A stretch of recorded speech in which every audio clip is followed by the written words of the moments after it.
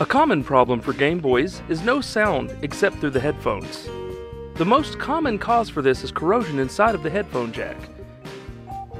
See, these two contacts move apart from each other whenever the headphones are inserted.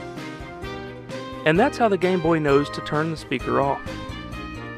But if there's corrosion there, then it's never making a good contact. Just take some 1000 grit sandpaper, trim it into a thin strip, and then insert some headphones and start sanding between these 2 points. To give it that extra power, leave the sandpaper between the points and then remove the headphones. Now that it's firmly gripped, you can pull the sandpaper out. Happy gaming!